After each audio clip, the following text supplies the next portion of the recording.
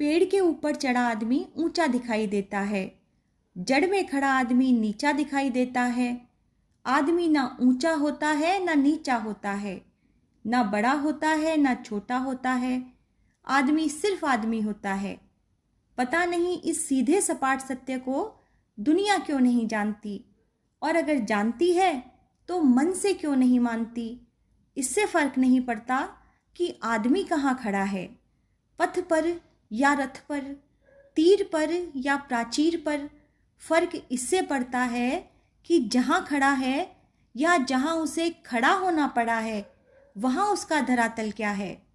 हिमालय की चोटी पर पहुँच एवरेस्ट विजय की पताका फहरा। कोई विजेता यदि ईर्ष्या से जलते हुए अपने साथी से विश्वासघात करे तो क्या उसका अपराध इसीलिए माफ हो जाएगा कि वो एवरेस्ट की ऊंचाई पर हुआ था? नहीं, अपराध अपराध ही रहेगा। हिमालय की सारी धवलता उस कालिमा को ढक नहीं सकती। कपड़ों की दूधिया सफ़ेदी जैसे मन की मलिनता को नहीं छिपा सकती। किसी संत कवि ने कहा है कि मनुष्य के ऊपर कोई नहीं होता। मुझे लगता है कि मनुष्य के ऊपर उसका मन होता है।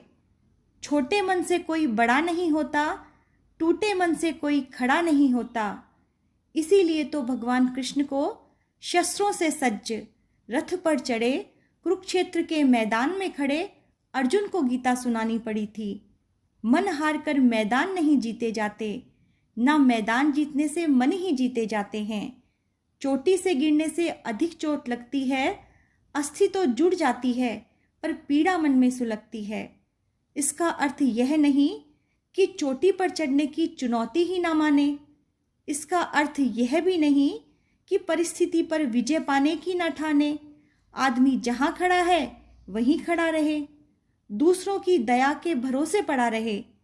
जड़ता का नाम जीवन नहीं है, पलायन पुरोगमन नहीं है। आदमी को चाहिए कि वह जूझे, परिस्थितियों से लड़े। एक स्वप्न टूटे तो दूसरा गड़े, किंतु कितना भी ऊंचा उठे मनुष्यता के स्तर से ना गिरे। अपने धरातल को ना छोड़े, अंतर्यामी से मुंह ना मोड़े। एक पांव धरती पर रखकर ही वामन भगवान ने आकाश पाताल को जीता था। धरती ही धारण करती है, कोई इस पर भार ना बने। मिथ्या अभिमान से ना तने। आदमी की पहचान उसके धन या आसन से नहीं होती, उसके मन से होती है। और मन की फकीरी पर तो कुबेर की संपदा भी रोती है।